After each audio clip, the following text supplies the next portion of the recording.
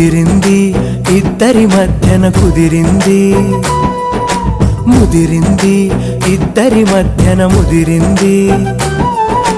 అమ్మాయి అబ్బాయి చిలక గోరింక, చిలక గోరింక ప్రేమించాయంట. అనగనగనగనగనగనగా ఒక ప్రేమ జంట, అటు ఇటు రెక్కలు వేస్తోంది అరదేని గంట. అనగనగనగనగనగన